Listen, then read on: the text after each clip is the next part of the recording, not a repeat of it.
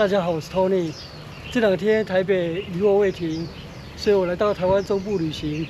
昨天晚上住宿在丰原。今天上午的第一个行程是要来参观制定古迹——日本时代移民所台中出张所宿泊所。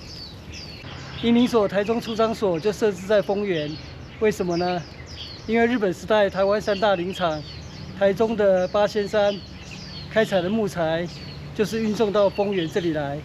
所以移民所台中出张所就设置在丰原，因为很多长官或员工会来这里视察或出差，所以这里设有宿泊所。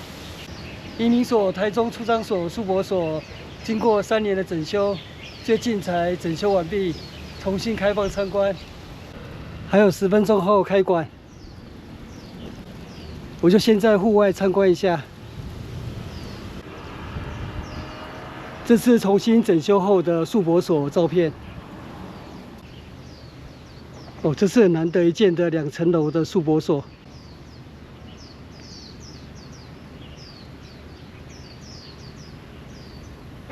就这栋。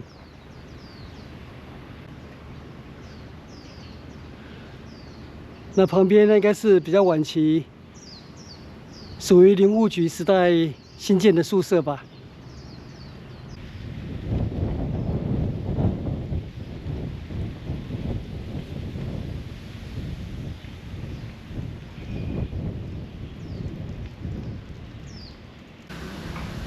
从这里进入，刚刚遇到工作人员说，现在是改9点就开放参观了。室内是要脱鞋。木泽白灰墙工程，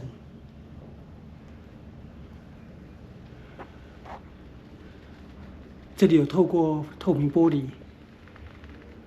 展示原有建筑的木泽白灰墙工程。这个建筑是建于昭和2年至5年，为保存完整的日式招待所，全栋以台湾块木打造，所以整间房子都有木头香味。导览志工已经抵达了，那我就先参观。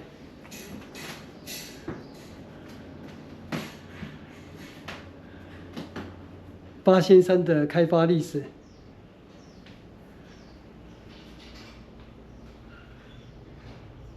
台湾3大林场之一，也曾经入选为台湾8景之一。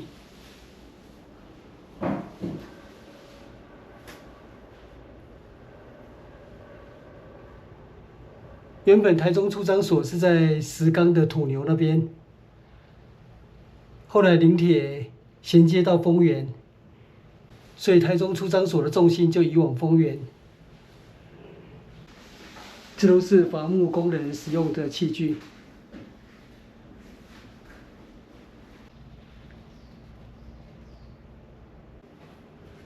所以旁边这边还是有日式宿舍。这个是宿舍，他们的员工的宿舍。哦，员工宿舍。对对。那这间是算宿泊所、招待所。以前就是要去八仙山的时候，会在这边过夜。哦，先过夜，然后第2天再到八仙山。还有一些他们出差的时候，像上面的长官来出差，然后住在这边，从这边上去啊。哦，这是上2楼。对，是算2楼。哦，目前是没有开放。对，没有。它里面有一个榻榻米的，类似那个起居室啊，还有他们一些贵宾在那边。 集会的，那个木叶砍下来啊，这边有一些木工，所以这都是木工的器具。这个也很少见呢，这个比较少。现在都电钻，它是用直接钻的。汇金式车床。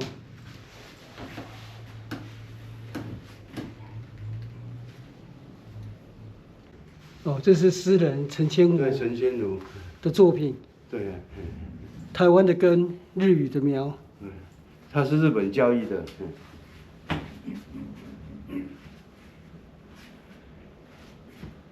所以这写的内容是跟八仙山有关哈。陈千武在2次大战期间曾经在南洋作战，这边有提到，陈千武在战后爪哇集中营的时候，被老师反复要求背诵国父遗属，没想到后来他来八仙山要考试的时候。出的题目就是考题国父遗属，所以陈千武一字不漏的考完，然后录取，进入八仙山林场工作，从此展开26年的缘分。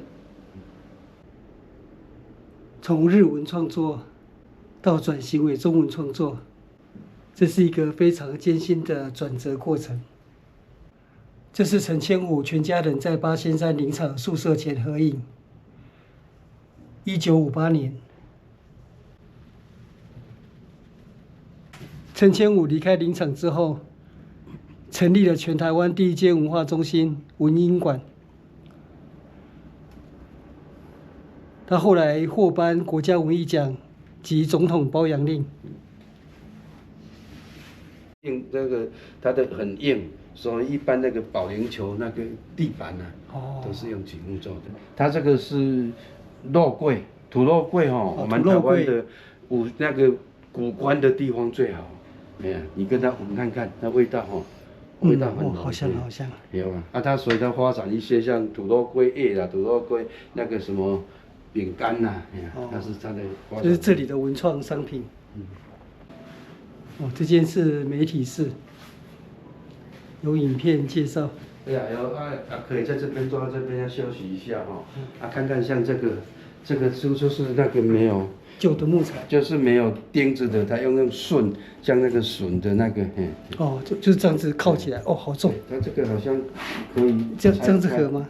这样子，就是完全不用钉子。这样子真可以做成有没有？我就坐在这边看一下导览影片。我是今天营林所台中出张所宿博所第1名游客，因为这个景点是8月29日才完工开幕，所以可能知道的人还不多，所以今天特别推荐给大家。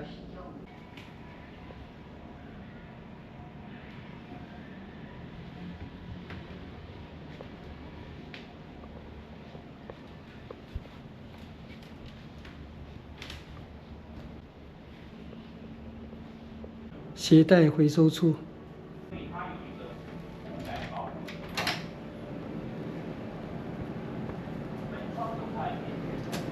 这边是山林贩卖处。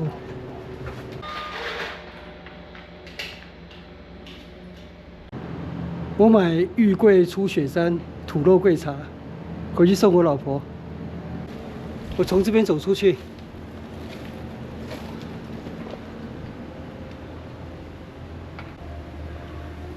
刚刚导览影片有提到，台湾这种纯木造的2层楼宿博所是非常罕见的。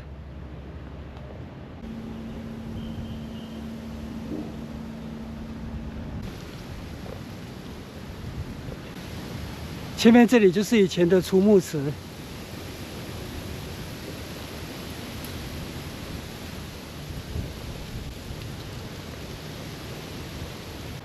我已经参观完营林所、台中出张所、宿博所了，这附近还有整片的日式宿舍区，不过都没有开放，那没关系，我就逛一逛。这些都是林务局的宿舍。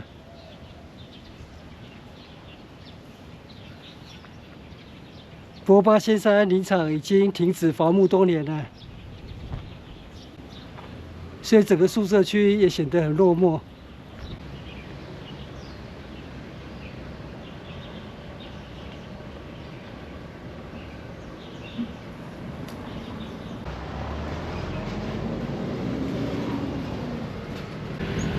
这是丰原林务局宿舍群，日式宿舍都已经很残破不堪了。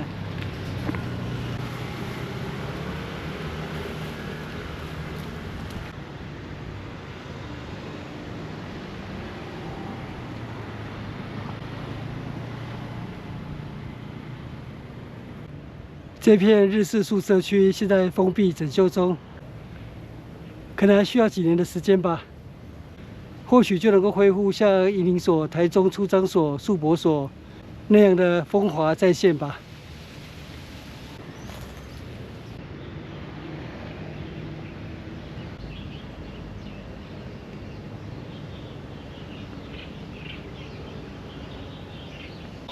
宜林所台中出张所树博所是新整修完毕、重新开放的市定古迹，推荐给大家。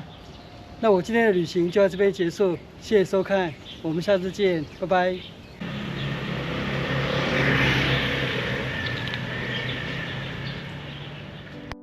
影片下方的文字资讯栏里面有本次旅行路线的 Google 地图网址连结，欢迎您点选网址，打开地图作为旅行的参考。